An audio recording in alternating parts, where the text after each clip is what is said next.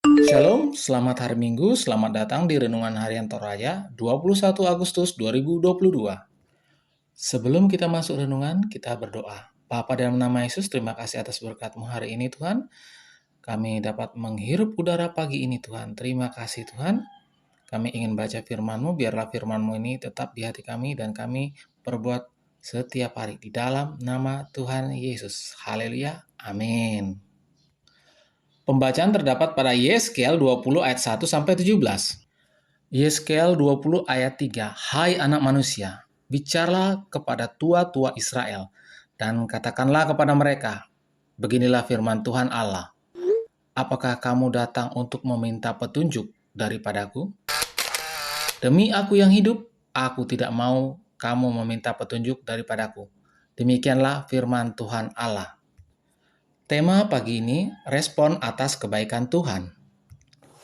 Bagaimana perasaan kita ketika kita menolong orang dengan tulus hati, namun orang itu justru membalas dengan kejahatan? Atau bagaimana jika orang menolong dan berbuat baik kepada kita, namun kita membalasnya dengan kejahatan?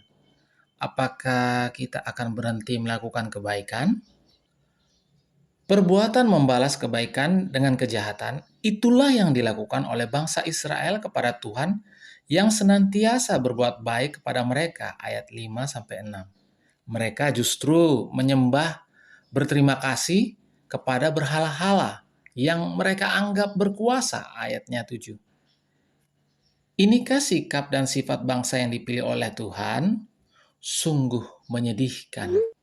Tetapi Tuhan tidak tinggal diam ketika Israel sebagai bangsa pilihan melupakan Tuhan. Apakah Tuhan juga melupakan mereka? Tidak.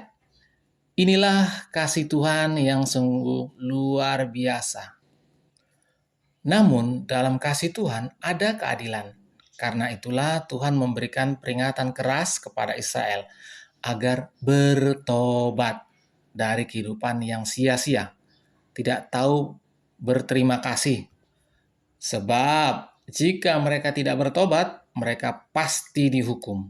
Inilah kasih dan keadilan Tuhan. Pertobatan mendatangkan pengampunan, tetapi dosa mendatangkan hukum. Tuhan mengasihi manusia berdosa, bahkan rela berkorban untuk manusia berdosa, tetapi Ia tidak pernah mengasihi dosa. Bagaimana dengan sikap dan sifat kita sebagai orang percaya yang telah menerima kebaikan demi kebaikan dari Tuhan? Apakah kita layak disebut anak-anak Tuhan yang tahu berterima kasih? Mungkin dalam kehidupan kita sebagai orang percaya terkadang kita mendapat teguran dari Tuhan dengan keras. Tetapi yakinlah bahwa itu adalah cara Tuhan mengasihi kita dan mengajar kita cara berterima kasih.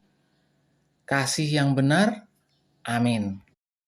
Mari kita berdoa. Terima kasih Tuhan atas firman-Mu. Kami akan gunakan dan mendengarkan yang kami dapat akan kami lakukan setiap hari di dalam nama Tuhan Yesus.